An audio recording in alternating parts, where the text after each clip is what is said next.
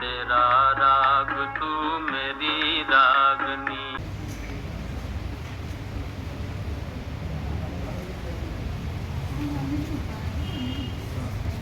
പ്രിയമുള്ളവരെ, വിസ്തരിച്ചൊരു പ്രസംഗത്തിന് ഞാൻ കയറാവുന്നില്ല. എന്തായാലും ഒരു കാര്യം ഉറപ്പാണ്, ഒട്ടും എളുപ്പമല്ലാത്ത ഒരു ദൗത്യം ഏറ്റെടുക്കുന്ന ഒരു യോഗമാണ്. എനിക്ക് ഈ ശിവയോഗികമായി ബന്ധപ്പെട്ടിട്ടുള്ള കാര്യങ്ങൾ വളരെ കുറച്ചേ അറിയുള്ളൂ.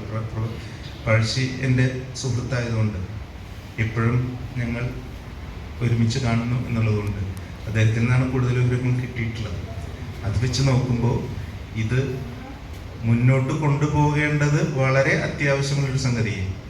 അതേസമയം മുന്നോട്ട് കൊണ്ടുപോകാൻ വളരെ ബുദ്ധിമുട്ടുള്ളതും ആണ് എന്നുള്ളതുകൊണ്ട് ഇങ്ങനൊരു സഭ നമ്മൾ ചേരുന്നത് ഈ കാലത്തിന് ശക്തിധരനൊക്കെ സംസാരിച്ചു. കാരണം ഇത്തരം സംഗതികളിൽ ഏർപ്പെടുമ്പോൾ അവസാനം ഇനി കോടതിയാണോ ശരണം എന്നുള്ള രീതിയിൽ എല്ലാം കോടതിയിലേക്ക് പോകുന്നൊരു സ്ഥിതിയാണ്. മനുഷ്യർക്ക് തമ്മിൽ പരിഹരിക്കാൻ കഴിയാത്ത പ്രശ്നങ്ങളായിട്ട് ഇതൊക്കെ മാറുകയാണ്. മതമാണ് ഏറ്റവും വലുത് എന്നുള്ള രീതി, ബാക്കിയെല്ലാം ഉപേക്ഷിക്കപ്പെടേണ്ട രീതിയിലേക്ക് പോവുകയാണ് കാര്യം. അന്ധവിശ്വാസങ്ങൾ വേണം, ആചാരങ്ങൾ എന്നുള്ള പേരിലാണ് അനാചാരങ്ങൾ വേണമെന്ന് വെക്കുന്നത്. അത് വേണം, ഇതൊന്നും ഇല്ലാതെ ജീവിക്കാൻ പറ്റില്ല എന്ന് വിചാരിക്കുന്ന ആൾക്കാർ.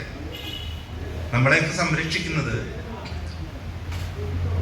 നമുക്ക് അനുഭവവേദ്യമല്ലാത്ത സംഗതികൾ ആണ് എന്ന് വിചാരിക്കാം.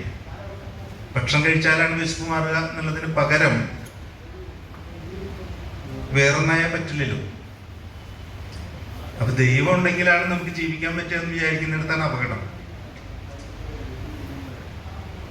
നമുക്ക് തന്നെത്താൻ നടക്കാൻ കഴിയില്ല, തന്നെത്താൻ ജീവിക്കാൻ കഴിയില്ല, ഒരു ഒന്നിച്ചു കൂടിയിരിക്കാൻ പറ്റില്ല. ഇതിനൊക്കെ പ്രതിബന്ധങ്ങൾ അടിക്കടി ഉണ്ടാക്കിക്കൊണ്ടിരിക്കുകയാണ്. ഇപ്പൊ സിനിമയ്ക്ക് പേരിടണമെങ്കിൽ അല്ലെ, ഇന്നലെ വരെ നമ്മൾ ധരിച്ചിരുന്നു ജാനകി എന്ന് പറഞ്ഞ ഇത്ര വലിയ അപകടമുള്ള ഒരു പേരായിരുന്നു.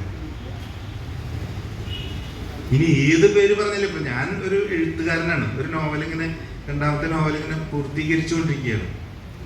അതിന് എൻ്റെ മനസ്സിലൊരു പേരുണ്ട്.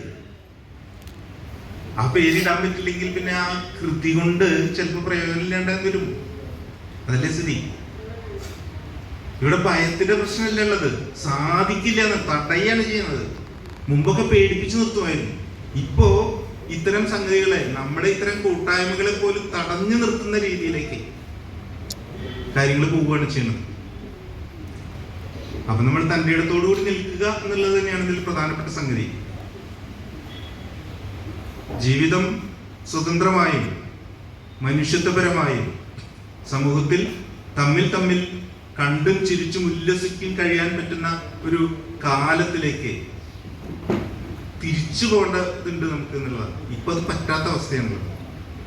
എല്ലാതരം ഈ എന്താ പറയാ മുദ്രാവാക്യങ്ങളും മനുഷ്യരഹിതമായി മാറുന്നു. ഇപ്പൊ കഷായം കൊടുത്ത് കൊല്ലാം, പാമ്പിനെ മണിയറയിലിട്ട് ഒരാളെ കൊല്ലാം, ഇതൊക്കെയാണ് വളരെ ആവേശപൂർവ്വം നമ്മളിപ്പോ വായിച്ചുകൊണ്ടിരിക്കുന്ന സംഗതികൾ. വെട്ടിനുറുക്കി സൂട്ട് കേസിലാക്കാം, ഒന്നിനും ഒരു തടസ്സമില്ല. ഇതൊക്കെ കഴിഞ്ഞ ആളുകൾ പിന്നെ ജീവിക്കുന്നു എന്നുള്ളതാണ്, ഒന്നും സംഭവിക്കാത്ത പോലെ. ഇതിന്റെയൊക്കെ സാക്ഷികളും പ്രതികളുമായിട്ടുള്ള ആളുകൾക്ക് പിന്നെയും നമ്മളോടൊപ്പം തന്നെ ഈ സമൂഹത്തിൽ തന്നെ അവരും ഉണ്ട് എന്നുള്ളതാണ്. അവരുടെ ഒപ്പം അത്തരം ആളുകളുടെ സമൂഹത്തിലെ ഒരു നിശ്ചയ ശതമാനം ആളുകൾ അത്തരം ആളുകളായി മാറിക്കൊണ്ടിരിക്കുന്നു. അവരുടെ ഒപ്പമാണ് നമ്മൾ കഴിയണമെന്ന് പറഞ്ഞാൽ ഇവിടെ നമുക്ക് കഴിയാൻ പറ്റാത്ത സ്ഥിതി ഉണ്ടാവുന്നു എന്നുള്ളതാണ്. ഇപ്പൊ സ്വാഭാവികമായും നമ്മൾ തന്നെ പറഞ്ഞുകൊണ്ടിരിക്കുന്ന ആള്, പൊതുവേദിയിലും സദസ്സിലും ഒക്കെ ഇരിക്കുന്ന ആളുകൾ തന്നെ കേൾക്കുമ്പോൾ ഇതൊക്കെ ശരി എന്ന് വിചാരിക്കുകയും പിന്നീട് മാറി നിൽക്കുമ്പോൾ വേറെ ഇത്തരം കാര്യങ്ങൾക്ക് അനുകൂലമല്ലാത്തൊരു അന്തരീക്ഷത്തില് നമ്മുടെ സമയം ചെലവഴിക്കേണ്ടി വരുമ്പോൾ അവിടെ നമ്മൾ തന്നെ മാറിപ്പോകുന്നുണ്ടെന്ന് പരിശോധിക്കണം. നമുക്കത് പറ്റാതെ വരുന്നുണ്ടോ?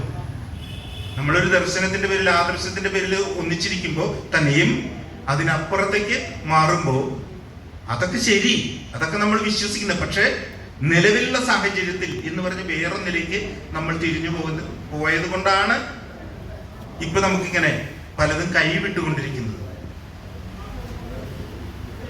മതത്തിനും ജാതിക്കും ഒക്കെ എതിരായി, അന്ധവിശ്വാസങ്ങൾക്കെതിരായി, അനാചാരങ്ങൾക്കെതിരായി മുദ്രാവാക്യം പറഞ്ഞുകൊണ്ട് മാത്രമായില്ല എന്നുള്ളതാണ്. അതിനെതിരായിട്ടുള്ള ഒരു ജീവിതം പടുത്തുയർത്താൻ നമുക്ക് ബ്രഹ്മാനന്ദ ശിവയോഗിയുടെ ദർശനങ്ങൾ കൊണ്ട് സാധിക്കും എന്നുള്ളതുകൊണ്ട് അതുകൊണ്ടാണ് നമ്മൾ ഇങ്ങനെ ഒത്തുകൂടുന്നത്. അതിനുള്ള ഈ എല്ലാ പ്രവൃത്തികളിലും ഒപ്പം ഉണ്ടാവും എന്ന് മാത്രം അറിയിച്ചുകൊണ്ട് അവസാനിപ്പിക്കുന്നു. നമസ്കാരം.